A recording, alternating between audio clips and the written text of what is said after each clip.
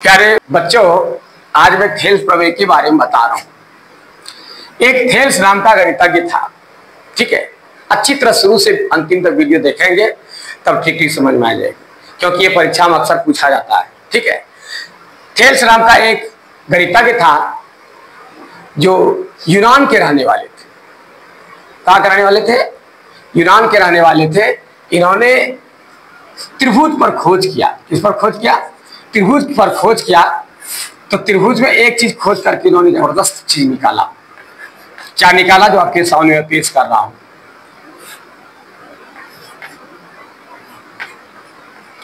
इन्होंने खोज करके निकाला। क्या निकाला? यदि किसी भी त्रिभुज में किसी भुजा के समांतर कोई अन्य रेखा खींच दिया जाए तो ये जो शेष दो भुजाएं बची हुई है, इसका जो अनुपात है समान अनुपात हो जाए।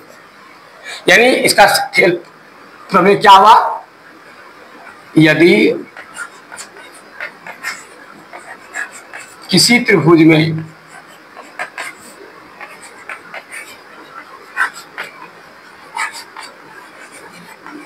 किसी भी भुजा के सामने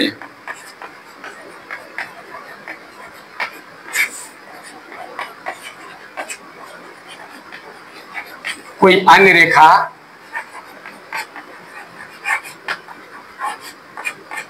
खींची जाए तो वह शेष दो भुजाओं को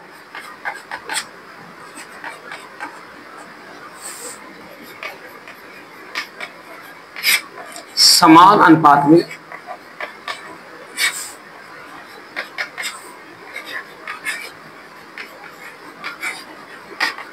विभाजित करती है।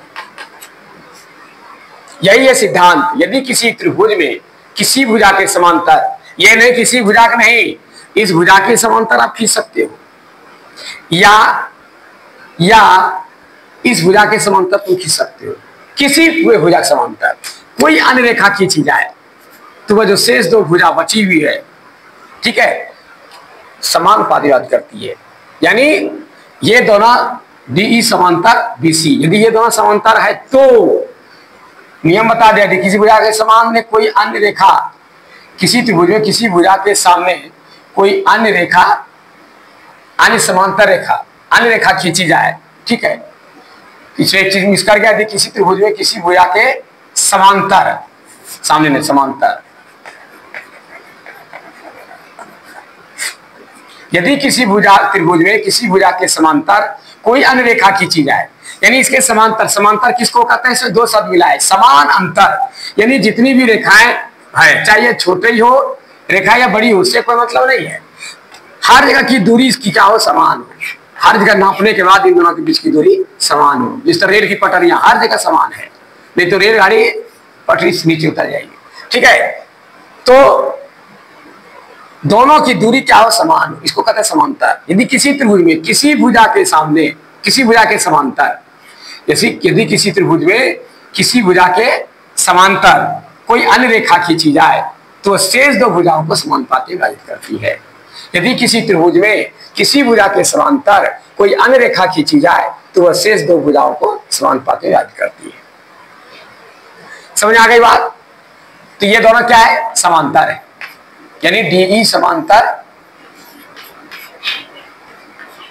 क्या है? BC है। इसको लिखूंगा बाद में। ठीक है, अब आपको सिद्ध करके जानना है कि यह कैसे होता है। विद्वानों ने सिद्ध तो निकाल दिया, उन्होंने सिद्ध करके बताया है। आप भी इसको सीखें कैसे सिद्ध करने में चार चीज की आवश्यकता पड़ती है। ठीक है, एक दिया गया है, दूसरा क्या सिद्ध करना है, तीसरा रचना, चौथा प्रमाण। ठीक है, तो दिया गया को हम टू गिवन बोलते हैं। ठीक है, और टू, उसके बाद प्रूव दैट बोलेंगे जिसको सिद्ध करना है, और कंस्ट्रक्शन व रचना, और प्रूफ। ठीक है ना, मतलब प्रमाण। चार चीज में एक चीज कभी कभी होता है, कभी कभी नहीं होता, उसका नाम है रचना, कंस्ट्रक्शन। उदाहरण के लिए यदि कोई मकान है, मकान में ऊपर प्लास्टर करने की आवश्यकता है तो नीचे जोगान लगाना पड़ता है। फॉल्स में लगाते हैं, जब काम हो जाता है हटा लेते हैं। उसी तरह त्रिभुज में फॉल्स रेखाएं खींची जाती है, कभी कभी ऐसी मुसीबत आती है जो सिद्ध करने के लिए फॉल्स रेखाएं खींची जाती है, ठीक है ना, वह परमानेंट नहीं होता है। और कहीं कहीं क्या होता है, जैसे नीचे प्लास्टर करना था, नीचे के लिए दीवार लगाने की जरूरत नहीं है। उसी तरह कुछ ऐसे सिद्ध करने वाले ये सिद्धांत हैं जिसमें कि कोई रचना कर सकता नहीं पड़ती है, ऐसे ही हो जाता है। इसलिए रचना हर जगह जरूरी नहीं है, रचना की जहां जरूरत पड़ती है वहां करते हैं, नहीं तो नहीं भी करते हैं।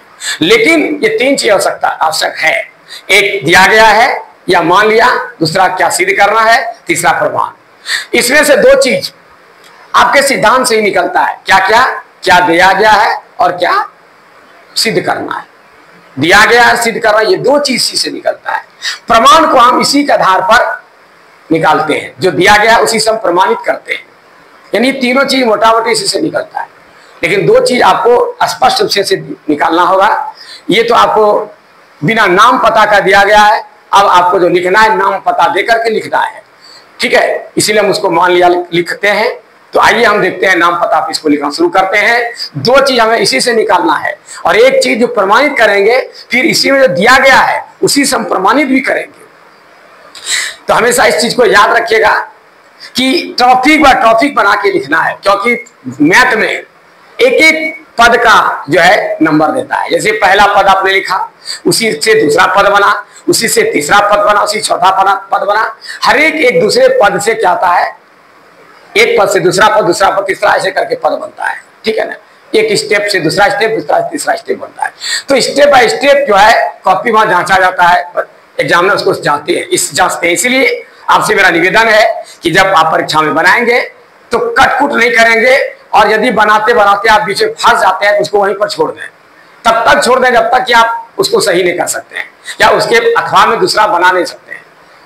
यदि कटिंग कर दें तो वो देखेगा नहीं, और उसको ऐसे छोड़ देंगे तो जहां तक आपका सही होगा वहां तक का नंबर आपको मिल जाएगा। इसीलिए प्यारे बच्चों, एकदम मुस्तैदी से समझिए, ठीक है। नहीं कुछ तो इतना तो जरूर लिख सकते हैं कि मान लिया जाए और क्या सिद्ध करना, इतना तो दे सकते हैं। प्रमाण में आकर के फंस जाएंगे, उसको फंसने में नहीं दूंगा, प्रयास करूंगा कि आप निकल जाएं। आइए हम देखते हैं कैसे निकलते हैं आप। सबसे पहले आपको क्या लिखना है, माना कि। अब ये किसी त्रिभुज में, किस त्रिभुज का नाम रख दीजिए, बस देखिए कैसे हम सेटिंग करेंगे। किसी त्रिभुज है, तो माना कि एबीसी त्रिभुज है, एबीसी एक त्रिभुज है। अब क्या कर रहा है, किसी भुजा का नाम दीजिए। माना कि एबीसी एक त्रिभुज है जिसमें यहां जो चित्र बनाए है इसी आधार पर चित्र में भी नाम देना है। नहीं तो यहां लिखिए एबीसी, वहां लिखिए PQR, खत्म, गायब हो जाए। तो माना कि एबीसी एक कोई त्रिभुज है जिसमें BC समांतर DE एक रेखा खींचा गया, एक रेखा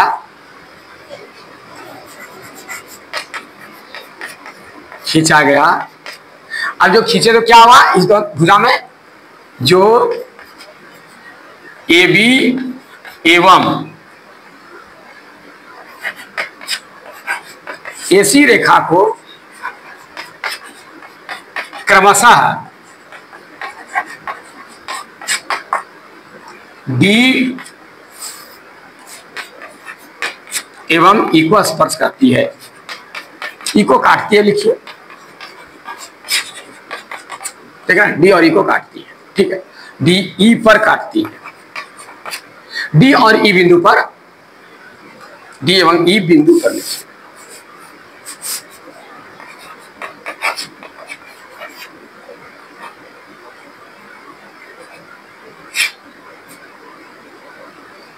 ऐसी रेखा को क्रमशः D एवं E बिंदु पर काटती है,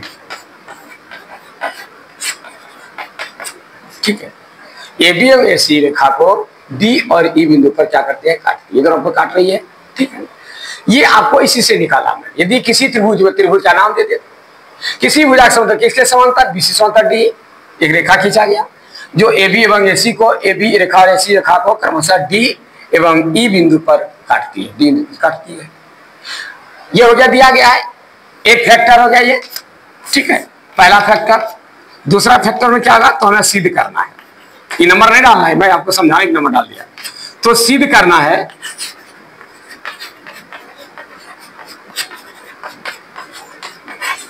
सिद्ध करना है। क्या सिद्ध करना है? लास्ट में दिया होता है। तो वह शेष दो भुजाओं को समान अनुपात में करती है।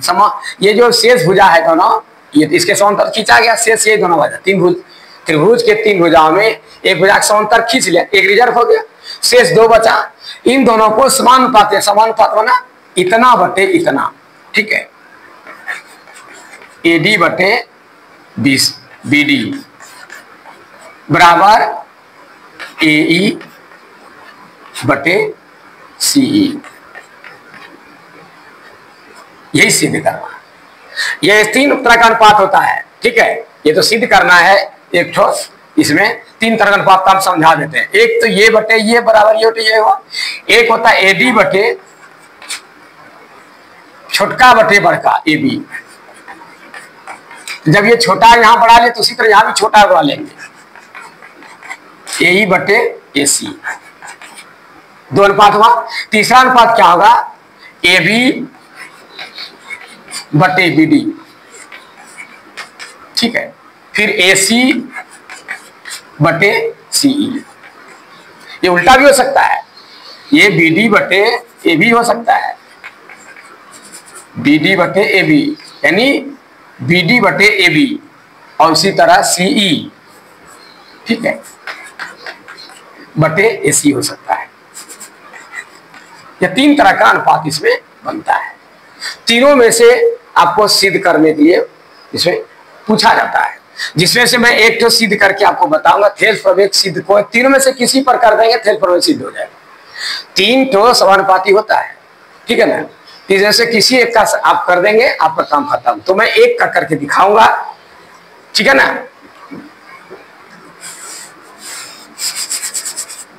तो यही सिद्ध करना है, ठीक है। अब इसमें तीसरा नंबर में क्या आता है? रचना। रचना हम क्या करेंगे?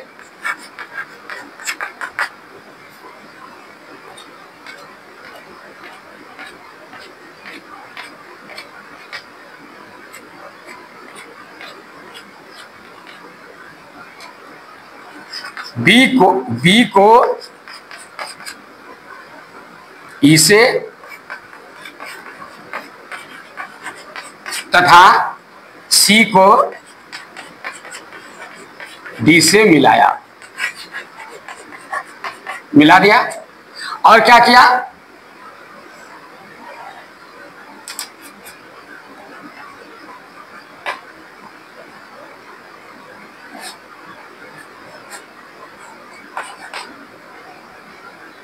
EN लंब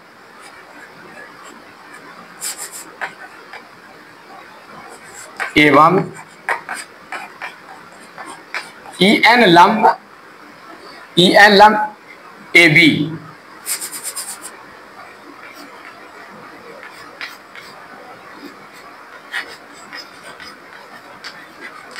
तथा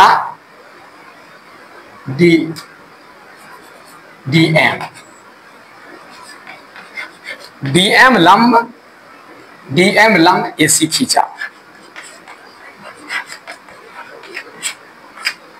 ये दो चीज मैंने अपने मन से किया हिसाब को आगे बढ़ाने के लिए, ये रचना हुआ। अब एक चीज और बाकी है जो कि मैं प्रमाण बताऊंगा। अब आप कहिए कि दो क्यों खींचे, दो लंब क्यों खींचा? इसी त्रिभुज का दो बार मान निकालना होगा। एक बार इसको आधार मानकर और एक बार इसको आधार मानकर। क्यों? क्योंकि एक बार AD का चर्चा है, एक बार AE का चर्चा है, दोनों का लेना होगा। इसीलिए मैंने दो बार लंब लिया। अब आगे देखिए, प्रमाण यहां पर देता हूं।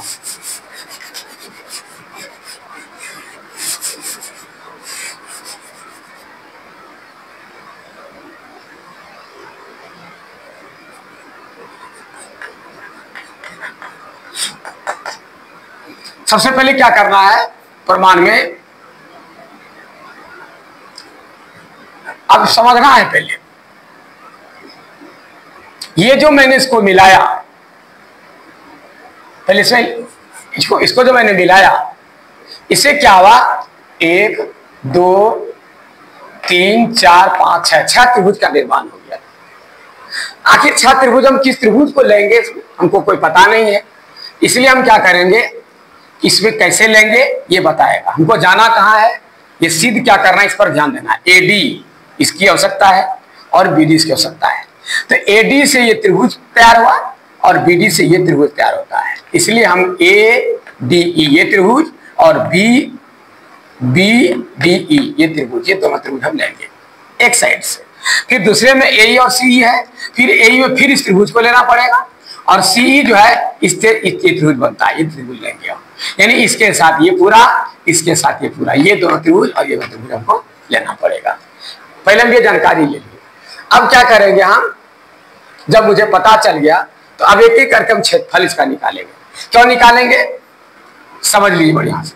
क्षेत्रफल इसलिए निकालेंगे कि बिना क्षेत्रफल का ये सिद्ध होगा ही नहीं। इसलिए हम पहले क्या करेंगे, त्रिभुज ए डी ई में ए डी एरिया लिख, क्षेत्रफल निकालिए। एरिया त्रिभुज ए डी ई बराबर हाफ गुना आधार, आधार क्या हो गया ए डी, गुना ऊंचाई, ऊंचाई क्या हो गया, इस पर ले रहा है तो ये ऊंचाई देना है।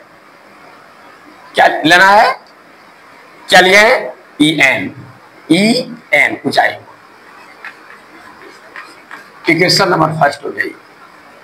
अब क्या करेंगे, एडी के बाद क्या है, बीडी है, बीडी ये त्रिभुज लेकर बी डी ई में एरिया त्रिभुज बी डी ई बराबर, इस बार क्या होगा हाफ गुना आधार, इसका आधार बीडी हो जाएगा और ऊंचाई इसी का ऊंचाई लिखाएगा। फिर ये एक रेखा में ऊंचाई एक ही होता है। इस रेखा में ऊंचाई एक ही होता है क्योंकि 90 डिग्री कोण हर जगह नहीं बनेगा। इस बिंदु से जब खींचा गया है तो 90 डिग्री हर जगह नहीं बनेगा, यहाँ पर बना है, इसी रेखा पर बना है, इसलिए यहाँ इसका नाम दिया, यहाँ इसका नाम दिया, एक ही रेखा पर। क्योंकि ए बी लंब है ना, पूरे पर लंब है वो, देखिए ए बी लंब है इसलिए ये भी लिखाएगा, ये भी लिखाएगा। अब इधर का हो गया, अब चलिए इस पार में, इस पार फिर त्रिभुज ए डी लेना होगा, पुनः त्रिभुज एरिया त्रिभुज ए डी ई बराबर हाफ गुना आधार, इधर आधार अब इधर का लेंगे ए ई, चूंकि इधर से हम ले रहे हैं ए ई लेना होगा, गुना अब इधर जब ले रहे हैं तो इस पर लंब डाला गया डीएम, तो डीएम देना होगा। Equation number 3। अब इसके साथ क्या है, एडी ए बाद सीई है, सीई से कौन त्रिभुज बनता है, ये त्रिभुज बनता है, तो लिखेंगे सी डी ई, एरिया त्रिभुज सी डी ई बराबर, फिर क्या होगा हाफ गुना आधार, आधार से सी आ जाएगा, चूंकि पूरे पर लंब है, एसी पर लंब है, देखिए डीएम लंब एसी, सी गुना लंब वही डीएम होगा। Equation number 4।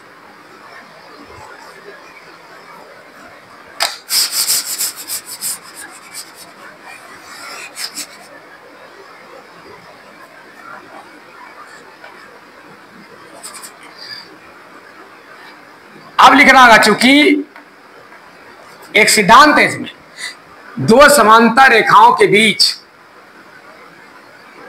एक ही आधार पर बनाए गए दो त्रिभुजों का क्षेत्रफल समान होता है। ये 9 क्लास से ही पढ़े हुए हैं। क्या लिखेंगे, चूंकि हम जानते हैं कि दो समांतर रेखाओं के बीच एक ही आधार पर बने त्रिभुज का क्षेत्रफल बराबर होता है।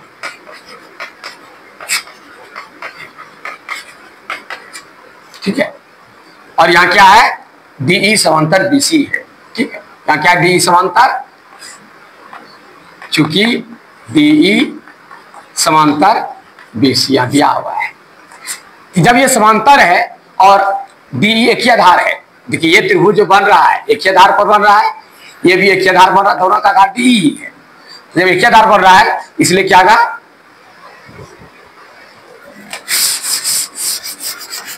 जब एक ही आधार पर बन रहा है तो दोनों का क्षेत्रफल क्या होगा, बराबर होगा। ये तो किसी तरह क्षेत्रफल इसका निकाले, चाहे इस लंब से इस लंब से इसका क्षेत्रफल बराबर होगा ही, और इसका भी क्षेत्रफल बराबर होगा। इसलिए क्या होगा, इतना बटे इतना बटे इतना बटे इतना बराबर हो जाएगा। इसलिए एरिया त्रिभुज DE बटे एरिया त्रिभुज BDE बराबर एरिया त्रिभुज ADE बटे एरिया त्रिभुज CDE। ये कैसे वह समझ आई थी? ये हर हालत में क्षेत्रफल इधर से निकाले उधर से निकाले, दोनों क्षेत्रफल बराबर है और ये क्षेत्रफल ही बराबर है क्योंकि समान भुजा है।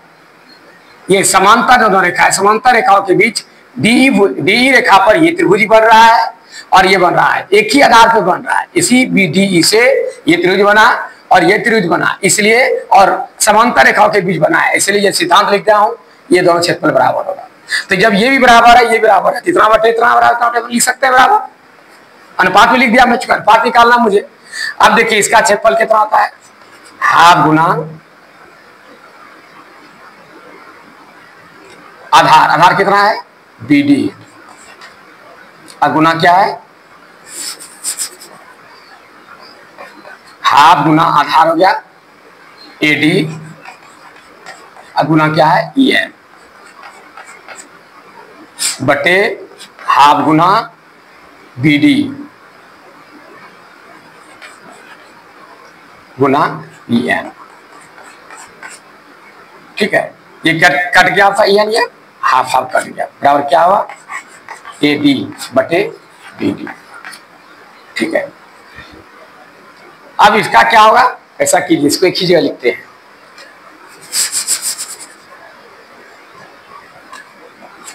यहां पर लिखिए हाफ गुना AD गुना EM बटे हाफ गुना BD गुना EM बराबर हाफ गुना इसका क्यों होगा AE गुना DM बटे हाफ गुना CE गुना DM। ये DM कटा, हाफ हाफ कटा, ये हाफ हाफ साफ, ये NN कट गया। ठीक है, समीकरण फर्स्ट, सेकेंड, थर्ड तथा फोर्थ से ये लिखना होगा, सब सेकेंड मिला करके बराबर क्या हो गया आपका AD बटे BD बराबर यहां क्या बचा AE बटे C। सिद्ध हो गया। समीकरण फर्स्ट और सेकंड को बटे किया यहाँ, फिर थर्ड और फोर्थ को बटे किया, यानी समीकरण फर्स्ट, सेकंड, थर्ड था फोर्थ से, ये चारों से जो है ये तैयार हुआ, क्योंकि बराबर होता है, इस आधार पर बना करके सिद्ध हो गया आपका। तो प्यारे दोस्त साथियों, ये प्यारे बच्चों, मैं आपकी सेवा में ये समझाया सिखाया, मुझे उम्मीद है कि भली बात आपको समझ में आ गया होगा। तब तक के लिए इजाजत दीजिए, तब तक मैं आपसे विदा लेता हूँ। धन्यवाद।